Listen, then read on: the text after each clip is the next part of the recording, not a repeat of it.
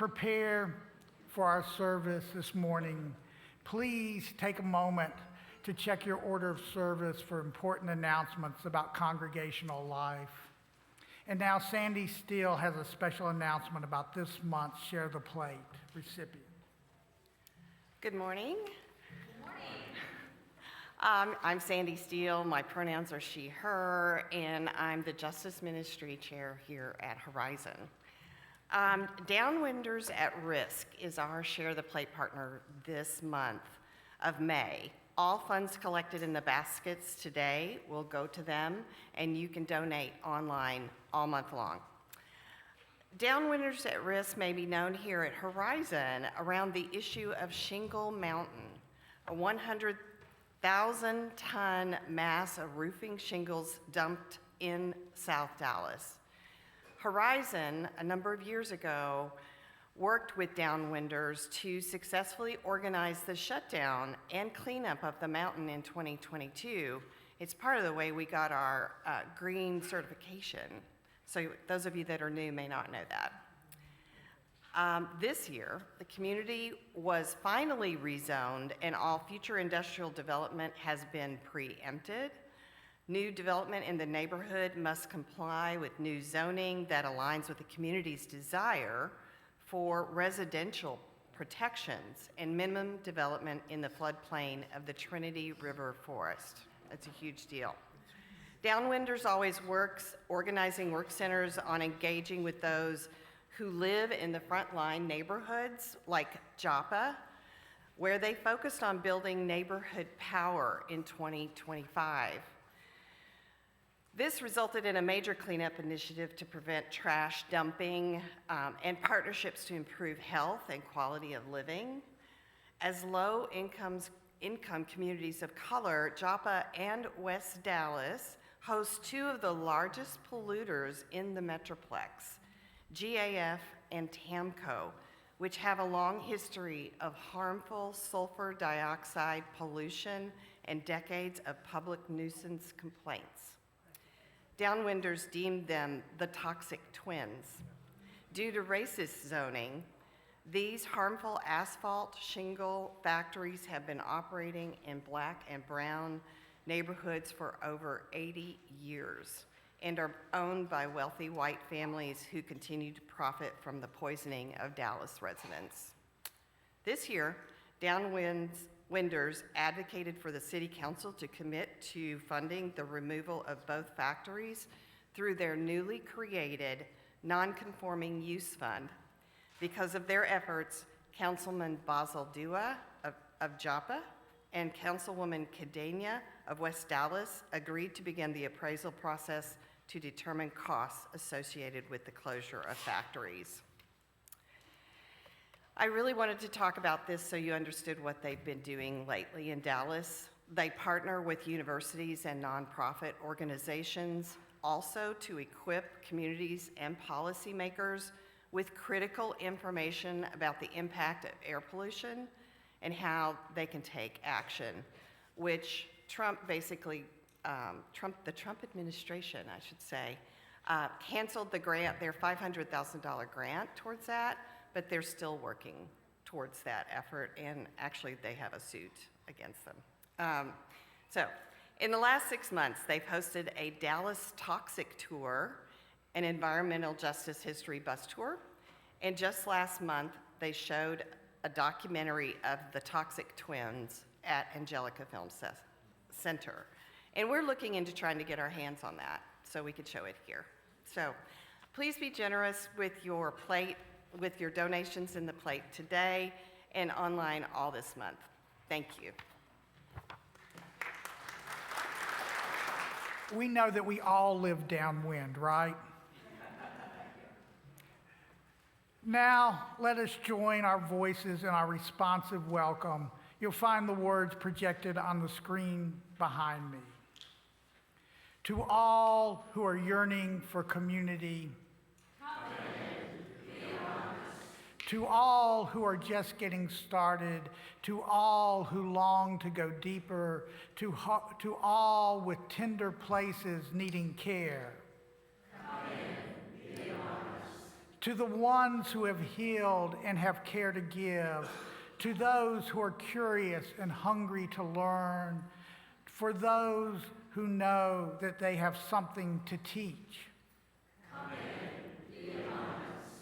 For the ones who are just beginning to suspect they might nurture others becoming, to the young and the old, the innocent and the jaded, the fresh of mind and the deeply steeped, there is room here for each and every one. Come in, be among us. Wherever you are on your spiritual journey, no matter who you are, the people you love, how you look, what you can or cannot do, you are welcome here, just as you are in this community of care and concern. Come in, be among us. We will continue our conversations at coffee hour immediately following the service in the fellowship hall. There's a potluck today. Y'all will all take part, I know. And now, welcome and let us worship together. Thank you to downwinders. I remember years ago driving over the Trinity River on a warm summer evening, and you certainly could smell it, especially if the circus had been in town. The opening words are from the Reverend Lisa Day, who was an intern at Dallas First many years ago, and the minister had asked her to bring the opening words for her first Sunday there. The poor dear did not realize that she could use someone else's words. She wrote her own, and here they are.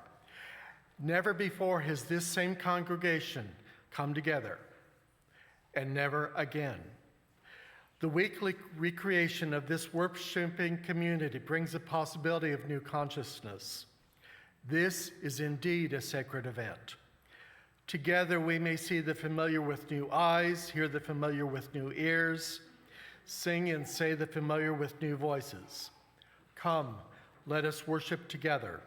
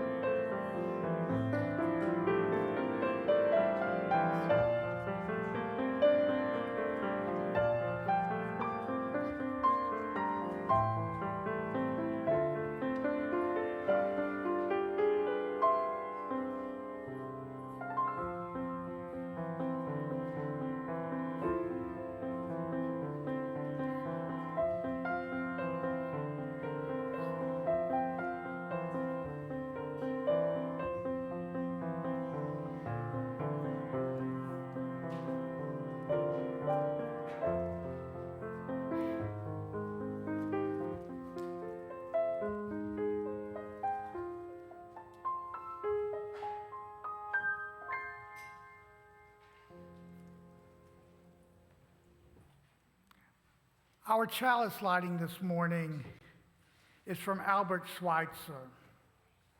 At times, our own light goes out and is rekindled by a spark from another person. Each of us has cause to think with deep gratitude of those who have lighted the flame within us. Okay, symbolically, what are those plants? In our symbolic watering of our seeds, in colors bright and essence sweet, like flowers we blossom when we meet. O source of light, our song we raise. This beauty fills our heart with praise. And now, please join me in our affirmation, which is projected on the screen, as we say together, love is the doctrine of our church. The quest for truth is its sacrament, and service is its prayer. To dwell together in peace, to seek knowledge and freedom, to serve humanity in harmony with the earth. Thus do we covenant together. And now, I invite you to rise in body or in spirit and join in singing our opening hymn, Faith of the Larger Liberty, number 287 in the gray hymnal.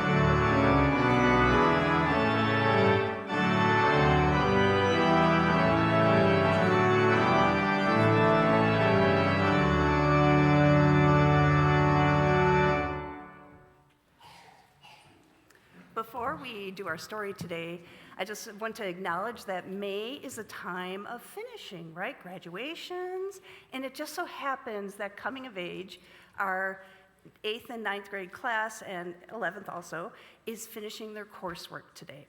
So, before we start, I want to acknowledge and honor our coming of age class of 2026. They've been on a year-long journey of self-exploration and an examination of their values, and they've been doing some very hard inner work. So I'm going to ask the members of the class of 2026 to stand when I call their name, and we'll give them a real big round of applause at the end. Will you stand, please? Henry Cummings, Mason Cayley, Jake Martin, Tyler Martin, Harry Rogers, Ivy Rogers, and Andrew Survey.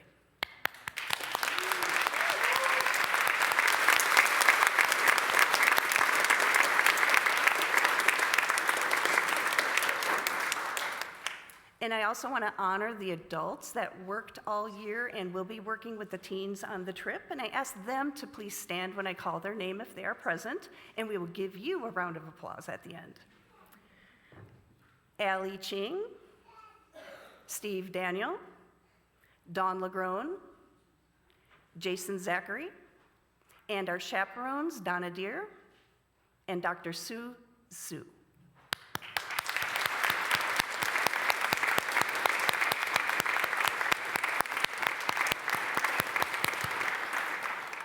Lastly, the coming of age class would like to thank the North Texas UU congregations for financial help so that our teens, no matter their income, could travel to Boston, and we'll be traveling to Boston June 1st.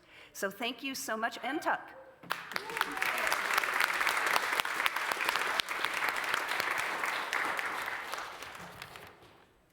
Now, I have a story for you, and I do have to ask a question or two. So if you would like to answer some questions, would you come to the front, please? I'm going to go sit on the storytelling stool.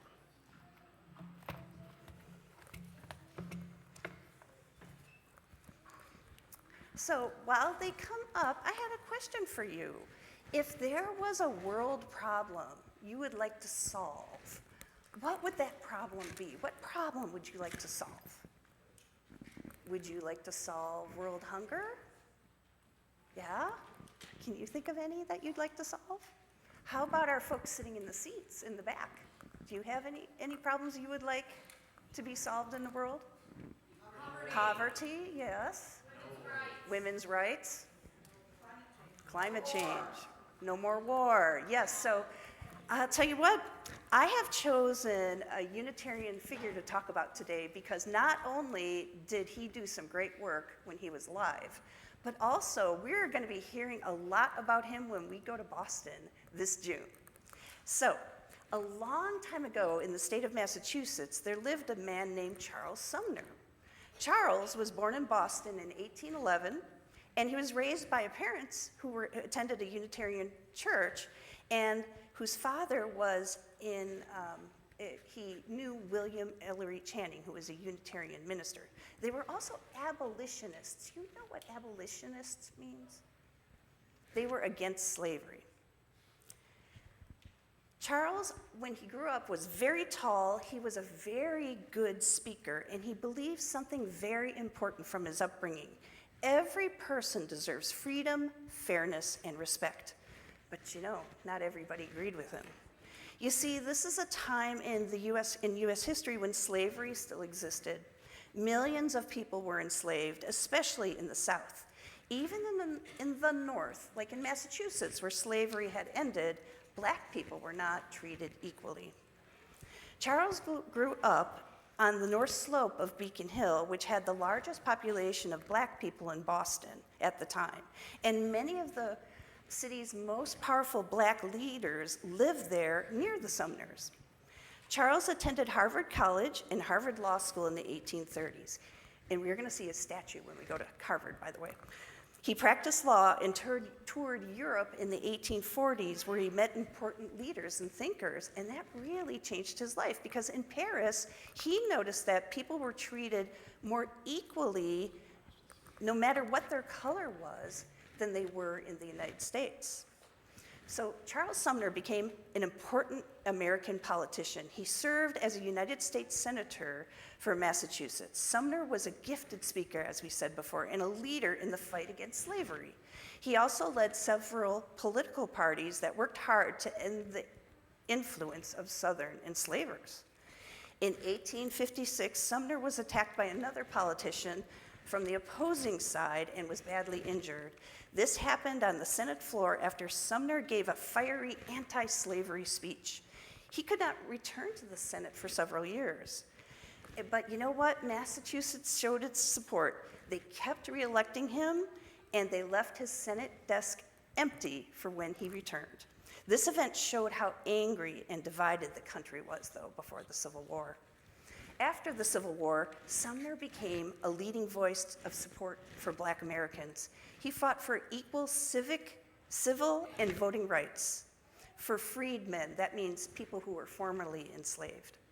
He believed that all people should have the right to vote and be treated fairly. He also wanted to prevent former Confederates from regaining political power. Sumner also pushed for free public schools and land for formerly enslaved people. Sumner also tried to remove the word white from laws about who could become a U.S. citizen. He argued that denying citizenship based on race went against American ideals, and he was a huge proponent and had lots of influence on the passage of the 13th, 14th, and 15th Amendments, by the way. So he saw segregation and slavery as similar evils. In 1872, he introduced a bill to ensure equal treatment in all places. The bill failed while he was alive, but it was passed after his death as the Civil Rights Act of 1875. And 90 years later, there was yet another civil rights bill, right? So Sumner's actions remind us what we now call our Unitarian Universalist values: justice, equity, compassion.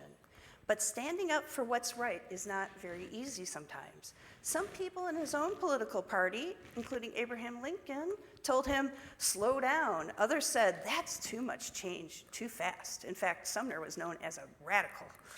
But Charles listened to something deeper inside himself, a belief that every human being matters. So today, when we talk about fairness, when we include others, and when we stand up for people who are being treated unfairly by an unjust government, we are walking the same path that Charles Sumner walked.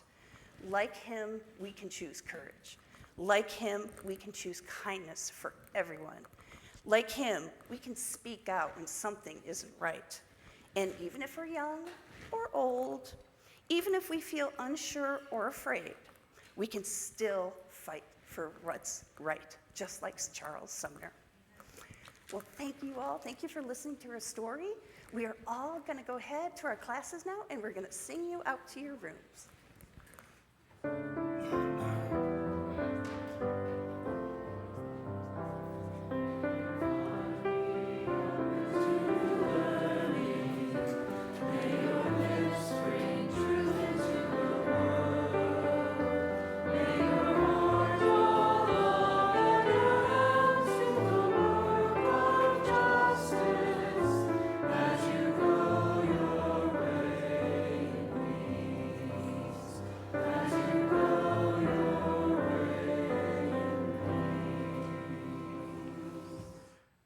We give to remind ourselves how many gifts we have to offer.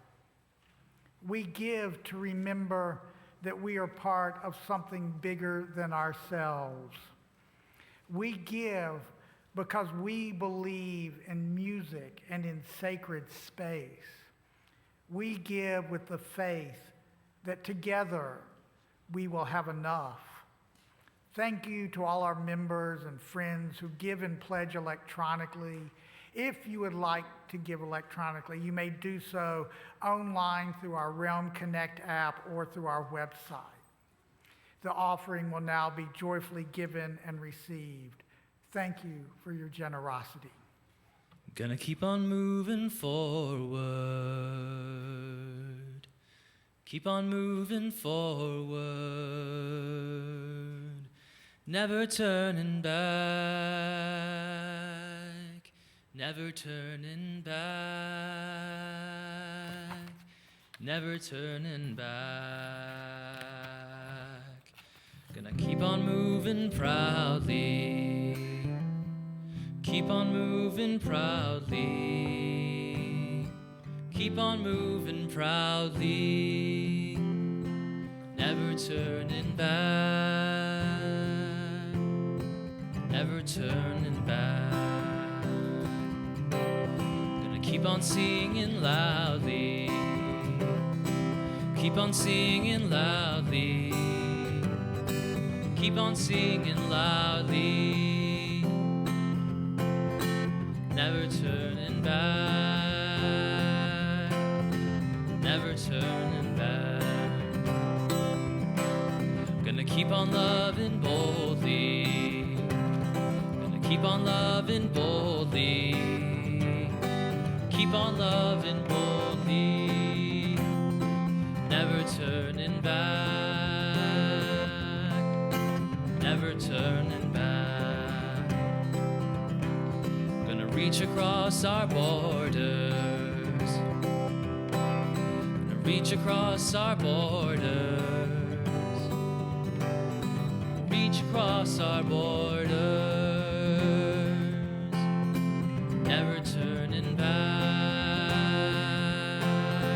Never turning back. Gonna stop these wars together. Gonna stop these wars together. Gonna stop these wars together. Never turning back. Never turning back.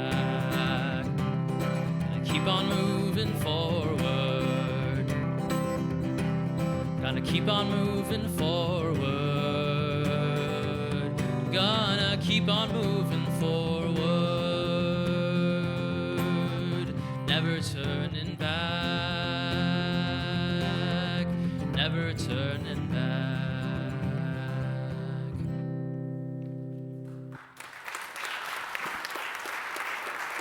I was up at the Connecticut Folk Festival a few years ago, and Emma's Revolution was playing, and I was talking to my friend Gina Forsyth, who plays fiddle with them sometimes, and they were starting into Never Turning Back, and they invited everybody backstage. So I was on stage singing that song with Emma's Revolution. Not that I'm name dropping or anything. Our first reading is by the Reverend Lynn Ungar, who used to be the DRE for the Church of the Larger Fellowship. It's entitled Crabgrass. We've all admired it, even as we've cursed the matted roots, white fingers pointing towards new frontiers, the tangled tapestry stubbornly weaving the world in place. Imagine living that way. Imagine knowing from the ground up that you are tied to the whole, that you are undefeatable, that below the surface, undefinable discoveries are always taking place. Don't you think there are things worth holding on to with 1,000 arms, 10,000 gripping toes? Aren't the undaunted particularly blessed? So before you deride the faithful, consider carefully where you will put your roots.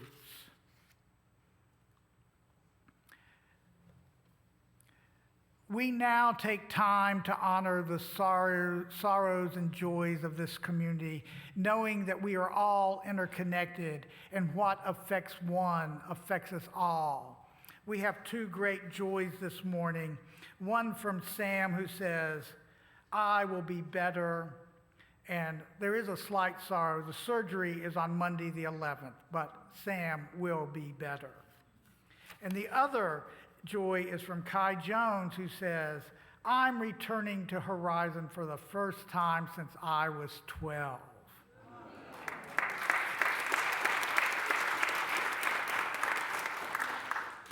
And finally, we light a candle this morning to honor all the joys and sorrows which have gone unspoken and reside only in our hearts.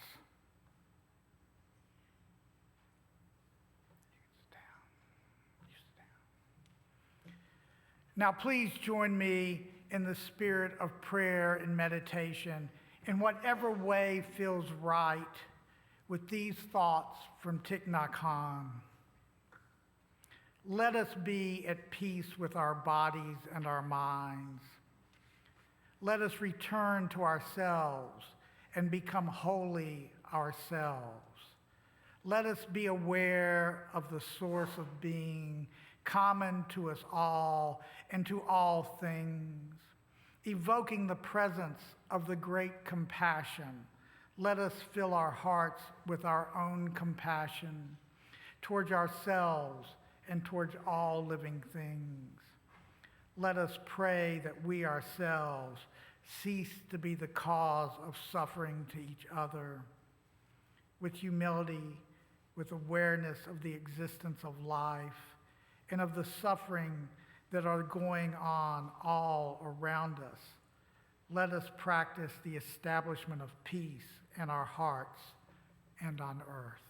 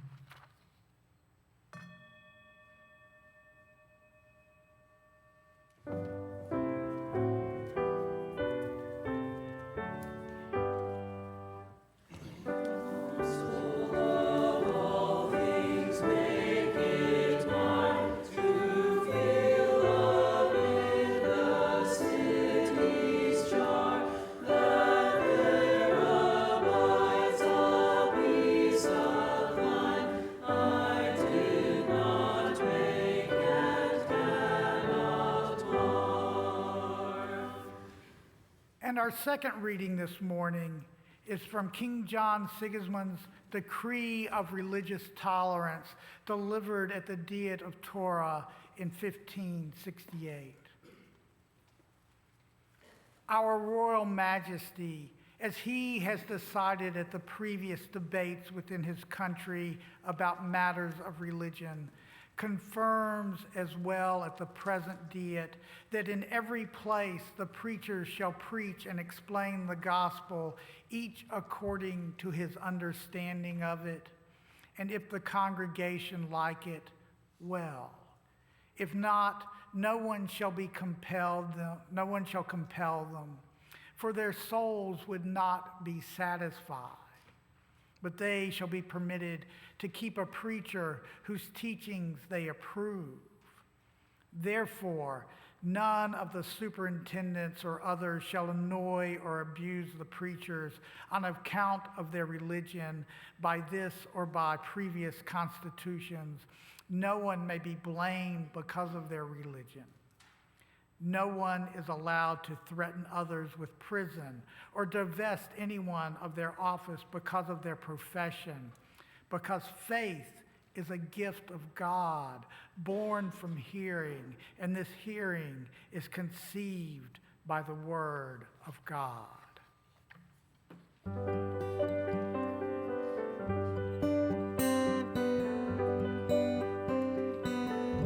To everything, turn, turn, turn. There is a season, turn, turn, turn. And a time for every purpose under heaven.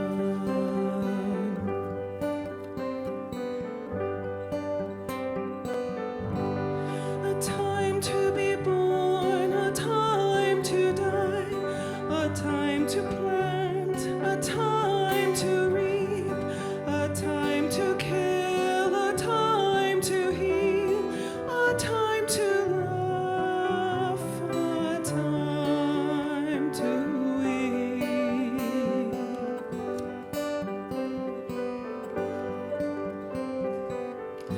To everything, turn, turn, turn.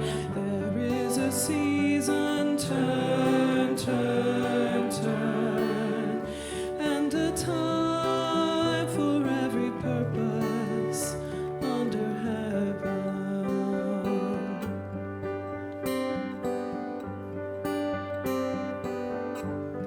A time to build up, a time to break down, a time to dance, a time to mourn, a time to cast away stones, a time to gather stones together.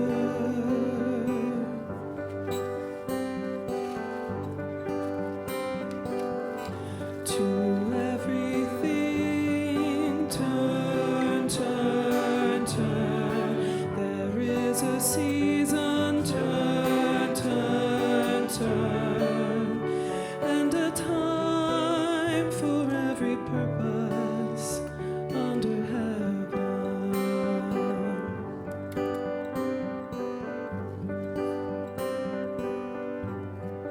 A time of love, a time of hate, a time of war, a time of peace, a time you may embrace, a time to refrain from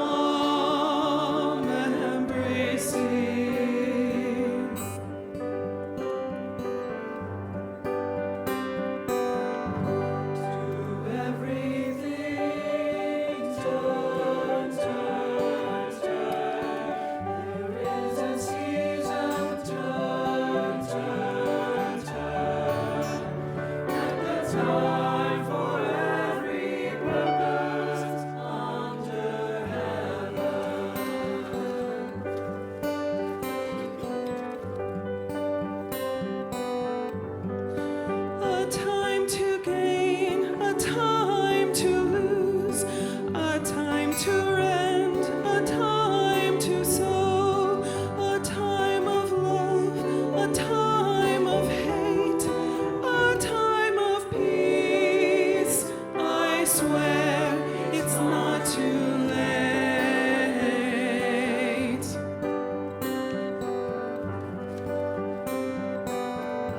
To everything turn, turn, turn.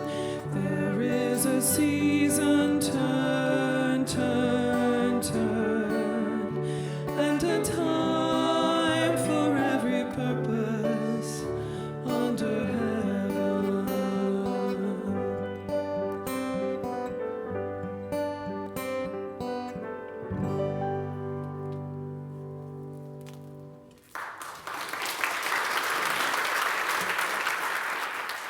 So there are many UU icons in our history, people we adore and revere, people who helped build our movement: John and Abigail Adams, Julia Ward Howe, Thomas Jefferson, Olympia Brown, John and Judith Sargent Murray, Jose Ballou, Henry David Thoreau, and of course Clara Barton and Florence Nightingale. Are they saints? No, not at least in the Christian tradition. Dedicated to their belief, saints were often out of step with society. They stood for their beliefs and against the current of the times, and were sometimes about as popular as crabgrass. Today I'm going to spotlight a few people who pushed and expanded the envelope of religion, people who were unyielding in their beliefs at high personal cost, even of their very lives, and who might well be uncomfortable at the idea of being called a saint. John Huss was a Czech priest ordained back in 1401, inspired by the writings of English theologian John Wycliffe, or if you know Dallas streets, Wycliffe. He was a Roman Catholic to his dying day, as well as a radical who laid much of the groundwork for Martin Luther and the Reformation. From his church in Prague, he preached in the native language on the issues of the day and of the morality and goodness of the people. He also passed the communion cup to the parishioners as well as the priests, implying that they might actually be equal. These were all radical concepts for the day. And it also threatened the hierarchy, who were already in strife with two, then there were three popes battling for control. To quell unrest, leaders banned all writings questioning the church. Books were to be burnt and authors excommunicated. The Archbishop himself came to read the order for Huss. The congregation picked him up, robes, mitre, and all, tossed him to the back of the street because it was standing room only. They just pushed him overhead and tossed him out into the street, still pronouncing. Despite the king's efforts, Huss was finally forced into exile in 1411, but his foes did not stop. They gathered evidence and had him brought back for 4 years later. He was convicted in a sham trial, of course, after which court officials ripped off his robes and tore from his hands a communion chalice. "We take from thee the cup of redemption." Doesn't religion give us good trauma? As he was being burned at the stake, he made a pun on his name, which means goose in Czech. Today, you may be burning a goose, but from my ashes will rise a swan you shall never kill. And we have the first flames for our chalice. Catherine Vogel, or Weigel, we don't even know how to spell her name, from Krakow, Poland, denied the Trinity. At the age of 70, she was imprisoned for 10 years. In 1539, she was burned at the stake at the age of 80, and cheerfully refused to recant, and she went to her death. 14 years later, Michael Servetus, or Miguel Servet, was a Spanish physician, cartographer, theologian. He lived mostly in France and was also martyred. The first European to describe the circulatory system, we know him for work such as On the Errors of the Trinity, claiming that the Reformation did not go far enough. He declared the Trinity concept as suspect because it's not found in the Bible. and that the Trinitarians had turned Christianity into a form of tritheism. Instead, Jesus was not a divine being until the Immaculate Conception. Therefore, he was not the eternal Son of God, but Son of the eternal God. Word order makes a big difference. Servais continued to write, often under a pseudonym, another work, and I'm not going to subject you to the title. This work firmly rejected the idea of predestination and that God condemned souls to hell regardless of worth or merit.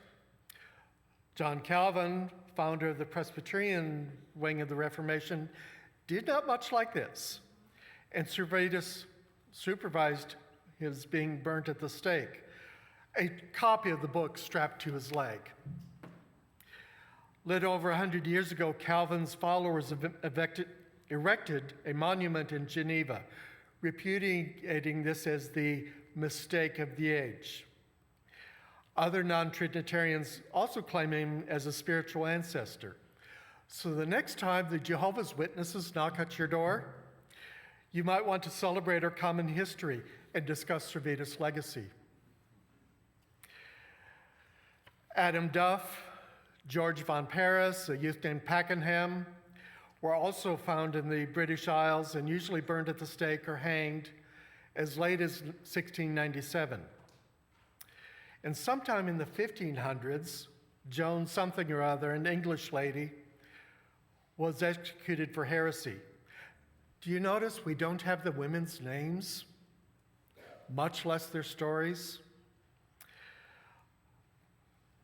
Her history overlooks them, but this woman had spunk. Before the fact, she told the executioner to hurry up and get it over with and then go home and read your Bible because you obviously need to. She had her principles.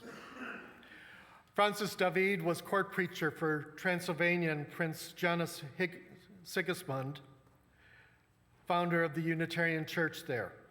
During the turmoil of the Reformation, he declared, "We do not need to think alike to love alike."